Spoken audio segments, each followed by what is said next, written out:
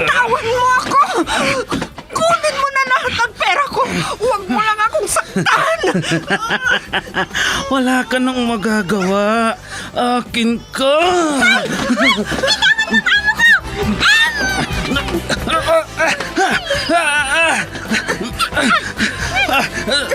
Sino kang pumulupot sa likod ko? Bumaba ka dyan.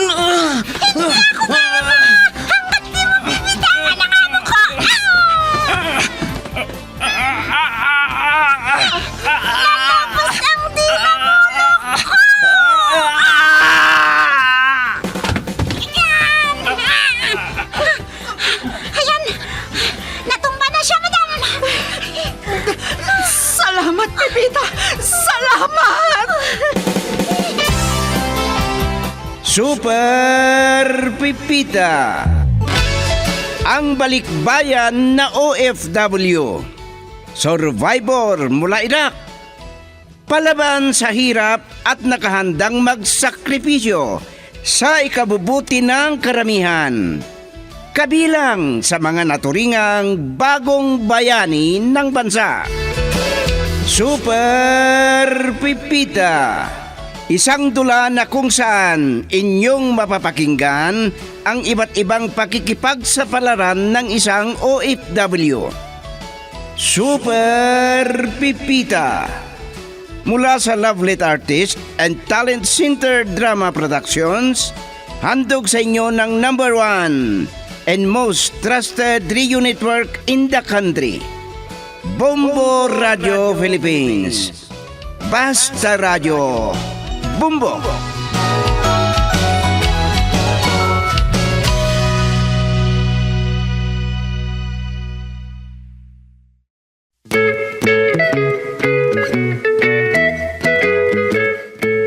Ang nakaraan, abala na nagwawali sa bakuran si Pipita nang di inaasahan na biglang dumating sina Maning at Ermana. Nainis ang matanda bakit ito pa ang nagtatrabaho sa labas. Nag-alala naman si Maning at agad niyang nilapitan si Pipita para alokin ng tulong. Ngunit masakit daw ang ulo nito. Lalo namang nainis si Hermana kahit nang makarating siya sa opisina ng asawa. Tila ba may narinig siyang hindi niya nagustuhan at may tumawag daw para mangutang. Sinubukan ni Segundo na kausapin ang kanyang asawa, ngunit matigas ang puso ni Hermana. Pilit niyang pinahinto si Carla sa pagkakatulong kung hindi raw nito kayang tiisin ang trabaho niya. At ngayon, narito ang karugtong ng isang linggong kasaysayan na pinamagatang Kaibigan o Kaaway? Dito sa ating dula, Super Pipita.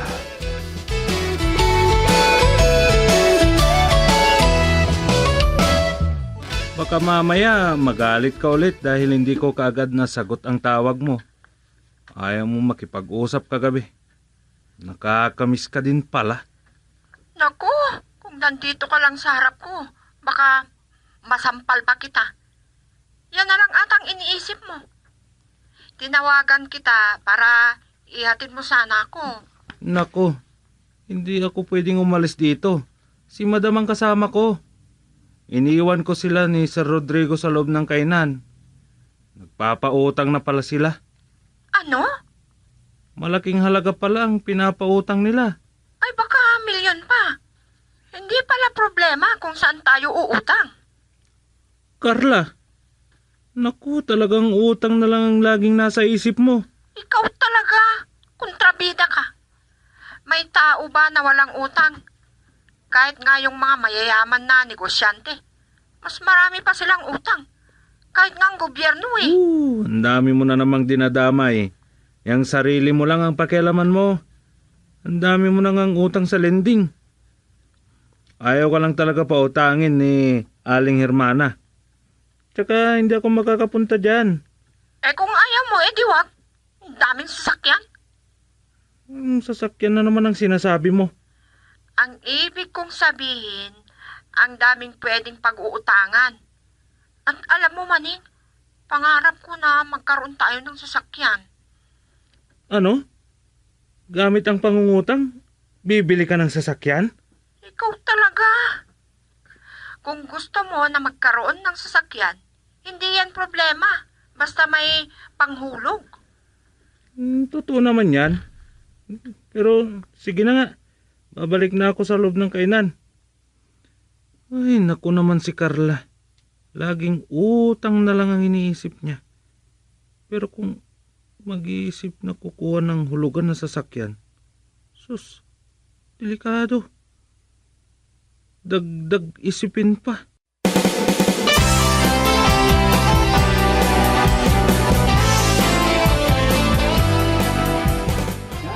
Kasunduan natin, amigo Rodrigo. Buwan-buwan ka dapat magbayad para hindi lumaki ang porsyento ng utang mo. Oo, kaya binawas ko na agad ang porsyento ng utang mo. Sige amigo. Bye. Oh, Maning. Bakit tinitingnan mo ako ng ganyan? Ha? Ano kasi, madam, nakasanayan ko na pong ang ganong bagay. Yan ang nakukuha mo sa paninigarilyo. Baka nga may asma ka na. Wala pa, madam. At may sasabihin pala sana ako sa inyo. Sasama muna ako sa opisina ni Segundo. At saka nyo ako ihatid sa bahay. Sige, madam. Sabihin nyo lang kung may gusto pa kayong iutos. Wala na. Baka mamaya ay mademonyo na naman ako at magpunta ako sa mall. Baka magastos ko agad yung tinanggal ko na porsyento sa mga pautang ko. Sus, ibang klase naman kung magpautang ang matandang to. Natatanggal na agad ang porsyento.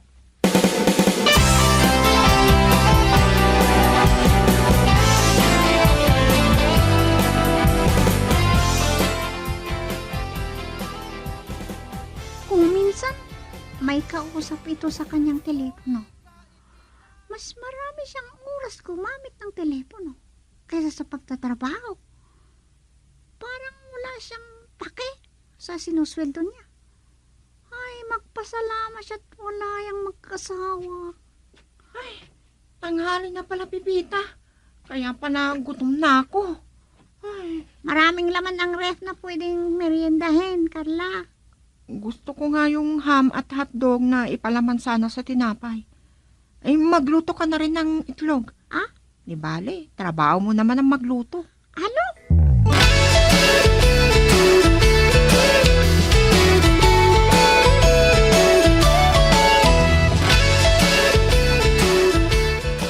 Bakit mo naman tinanggal agad ang porsyento? Yung inutang ni amigo, hermana. Grabe ang halagang nabawas sa utang niya. 500,000 piso. At ano naman yon? Kailangan na magbayad agad. Ikaw pa ang may sama ng loob. Hindi naman masama ang loob ko. Paano kung 500,000 piso talaga ang kailangan niya? Kakasya pa kaya? Ay, ang dami mong problema. Nakapagsingil ka na ba sa mga nangutang sa'yo? Sinabi ko sa kanila na magbayad na lang sila kung may pera na sila. Ang galing mo naman. Baka masanay na sila. Ay, hindi yan pwede. Ako ang maniningil sa kanila. At baka makarinig pa sila ng hindi maganda. Nako, hermana. Yan ang hindi mo dapat gawin. Parang nagbabawas ka ng kaibigan at nagpaparami ka ng kaaway mo.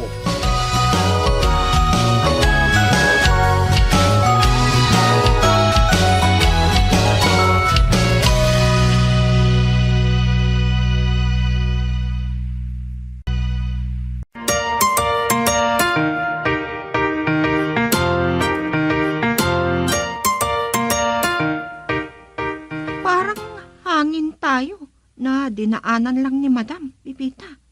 Hindi ata tayo nakita. Hindi naman, Carla. Hindi mo lang napansin kung paano siya tumingin sa atin bago siya pumasok sa kwarto. Parang pinagtaasan pa tayo ng kilay. Hindi naman siguro. Oh, wala ata kayong ginagawa. Carla, ipagtimpla mo nga ako ng kape. Magdadahilan ako. Kaya mo namang magtimpla ng kape. Akala ko, umalis ka lang din kaagad pagkatapos mong maihatid si madam. Matitiis ko ba na hindi kita makita? At gusto ko talaga magkape. Sabihin mo, gusto mo lang magkape. Hindi mo na nga ako maalala kung hindi kita tatawagan. Pasensya ka na. Pipita, pasensya ka na. Ganito talaga kami mag-usap na mag-asawa. Iba kami kung maglambingan. Ha? Hindi na nga namin napansin na 3 ang anak namin. Naku, tumigil ka nga. Ipagtimpla mo na nga lang ng kape si Maning, Pipita. Ano? Baka dito na rin yan kakain. Ay, hindi. Aalis lang din ako mamaya. Diyan na nga kayong mag-asawa. Dinadamay niyo pa ako. Kaya ako pinaalis si Pipita ay para hindi niya marinig ang sasabihin ko sa'yo. Baka may oras ka mamaya. Samahan mo akong magtingin. Baka may maiwan na pang down payment ng kotse. Anong sabi mo? Kotse? Pwede rin yung usong sasakyan. Yung isinasaksak sa kuryente.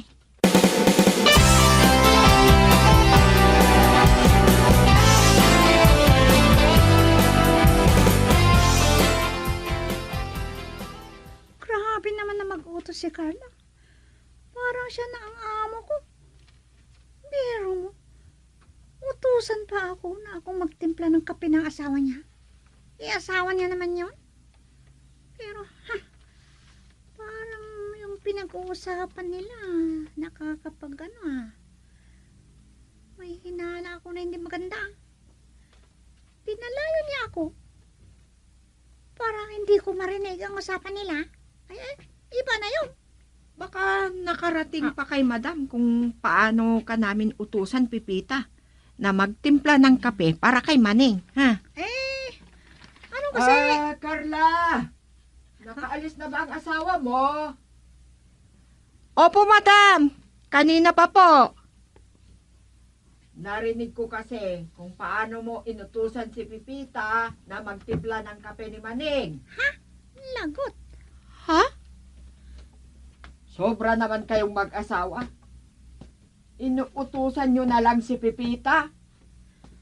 Naku, malakas pala ang pandinig ng matandang ito. Lalabas lang din ako. Parahan mo nga ako ng taxi, Pipita. Ha? Tinatamad akong ilabas ang kotse ko. Sige po, madam. Ayan. Tapos, napahiya si Carla.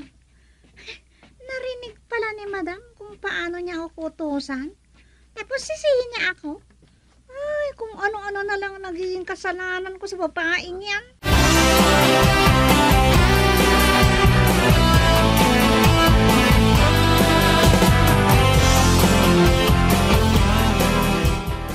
Pasensya na po kayo kung ngayon lang ako nakabalik, Uncle. Gusto ko kasi magkape. At naligarilyo ka pa. Yan lang naman ang bisyo ko. Pero masama yan. Gastos pa. At pwedeng makakuha ka ng sakit. Katulad na lang ng isang abogado na kaibigan ko. Imbes na nakapagpatayo na ito ng malaking bahay na pinapangarap niya. Musileo naman ang nagawa niya. Ha? Tumayo pa ang buhok ko. Hindi naman sana. Ayaw ko pang mamatay. Alam mo, Maning, hindi na niya nga natupad yung pangarap niya na maging kandidato bilang mayor. Kasi noong panahon ng pilahan, doon na rin nagsimula siyang magkasakit. Ay, sayang naman kung ganon, Uncle. Kaya itigil mo na ang paninigarilyo mo. Ibigay mo na lang sa mga anak mo ang pinambibili mo. Sir, Uncle, Sige na. Halika na. Halina kayo at kumain na. Kung hindi sana kita nahintay, ako lang sana mag-isa kakain.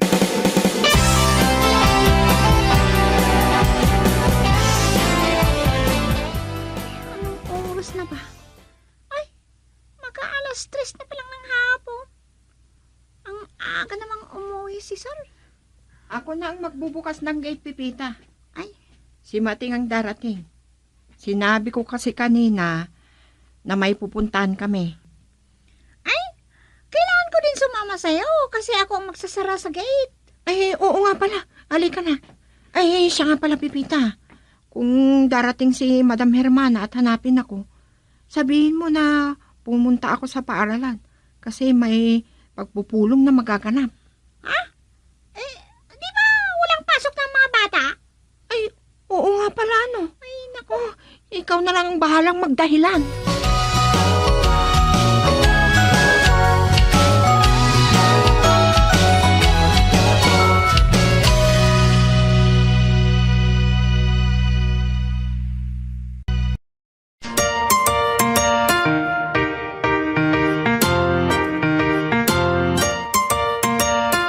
Magkano lang ang makukuha mo na loan, Carla? At sabi mo pa, bibilhin mo yung ref. Gusto ko nga ito. Malaki. Oo, tingnan mo. Pwede ka pang manalamin dito. Pero ang mahal. Mahigit 40,000. Sino kasing nagsabi na babayaran ko ito ng buo? Hindi mo ba nabasa? Pwede ang installment. Magkano lang naman ang babayaran buwan-buwan? At sinasabi mo pa na gusto mong kumuha ng sasakyan. Sabay-sabay. Ang dami mong lending na babayaran. Ang dami mo namang sinasabi. Kahit itong rep pa lang. Mas marami na naman akong makukuhang loan sa isa ko pang lending. Ay sus na ko naman. Ang dami mo namang lending company na inuutangan. Nakalimutan mo na naman ang diskarte ko. Saan ba napunta ang utak mo? Tingnan mo at baka napunta na dyan sa talampakan mo.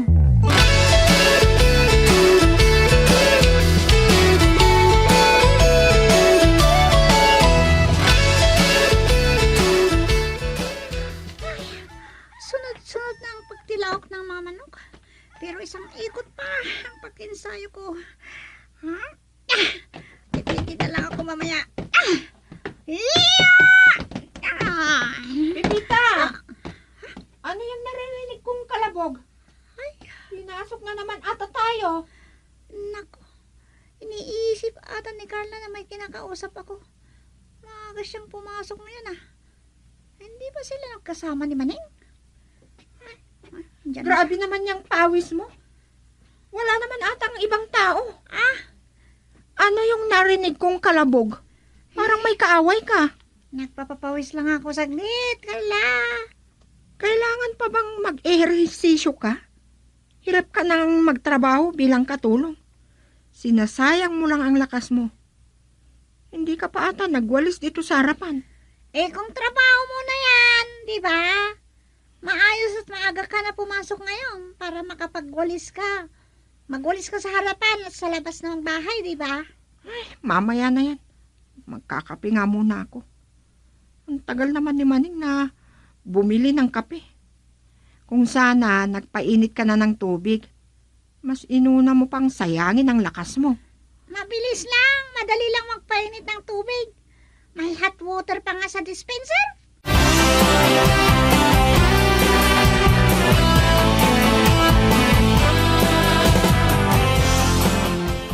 Ilagay mo na lang sa lamesa ko ang briefcase ko at lumabas ka na, Maneng. Sige po. Kanina ko pa gustong manigarilyo. Maghahanap nga ako ng lugar kung saan ako pwede. At magkakape na rin ako. Kung nagkape ka na rin sana sa bahay kanina. Pero sige, bahala ka. Kakasabi ko lang kahapon na iwasan mo na yung bisyo mo na yan. Isang stick lang naman, Uncle. Sige. Ay. Wala naman akong pakialam dahil pera niya yon. Kahit marami na ngang namatay dahil sa alak at sigarilyo. Hindi pa lang sila natatakot. Naalala ko. Tawagan ko nga si Hermana. Baka hindi pa siya nagbayad ng mga benepisyo ni Pipita. Ayan.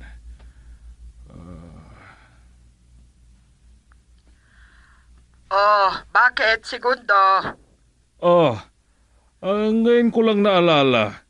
Baka nakalimutan mong magbayad ng benepisyo ni Pipita. Hindi ko na maharap. Ikaw na, dahil ikaw naman ang nakaalala. Di balit at may pwede ka namang utusan dyan. O siya, sige. Ako na ang bahala.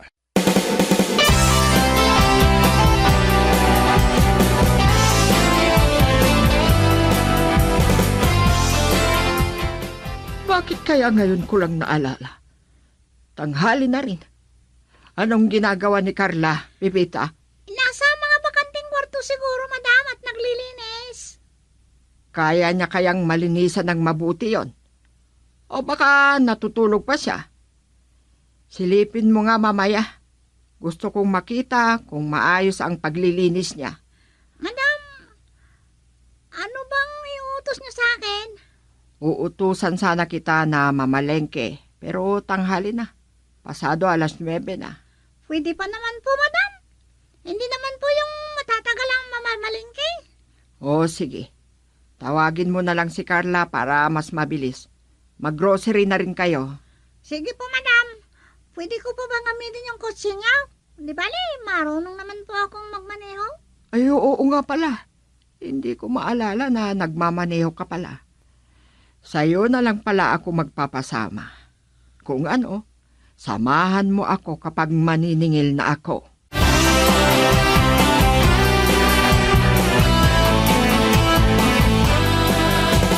Kaya ko naman palang mamalengking mag-isa, Pipita. Bakit kailangang samahan pa kita? Inatamad nga ako eh. Bilin kasi ni madam. Kung nakita kanyang natutulog, imbes na nagtatrabaho, magagalitan ka lang yun. Anong magagawa ko kung inaantok ako? Naku, kinakabahan nga ako eh. Baka buntis na naman ako.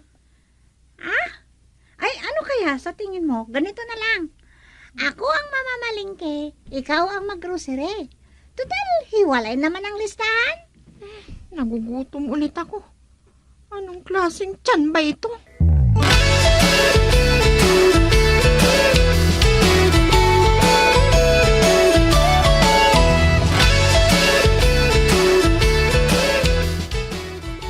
Galing naman ni Pipita. Parang empleyado pala na may benepisyo. Si Carla kaya? Tatawagan ko nga at tatanungin ko. Wala na siguro siyang ginagawa sa ganitong oras. Para hindi niya rin sabihin na hindi ko siya naalala kung hindi ko siya tatawagan. Oh, Maning, bakit? Ngayon ka lang napatawag. Ano na naman ba ang ipapaalala mo? Ay, naku, Maning, parang buntis ako. Di maganda kung ganyan. Kung lalaki, papangalanan ko ng Manuel Jr. May junior ka na nga eh. Hindi ka ba nagsasawa sa pangalan mo na Maning? Manuelito nga. Pero mas maganda sana kung may Manuelito the second, at Manuelito the third, at Manuelito the fourth. Tumigil ka nga. Kung nandito ka lang sa harapan ko, ihahampas ko ang ulo mo itong 1 litro ng bote ng soft drinks. Makinig kang mabuti sa sasabihin ko. Kasama ko si Milet. Sinong Milet, ha? At nasan kayo? Sa hotel? Pinagtataksilan niyo ako. Carla, pakinggan mo muna ako.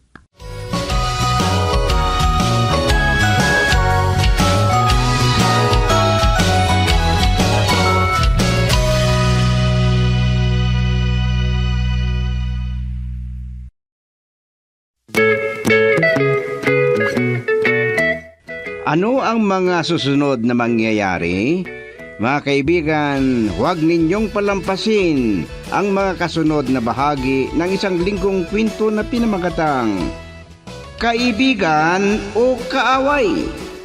Dito sa ating dula, Super Pipita. Isinulat para sa radyo ni Delphine Dumayas at sa direksyon Litias Rodilio Aquino. Handog sa inyo ng number 1 and most trusted radio network in the country, Bombo Radio Philippines. Basta Radio. Bombo!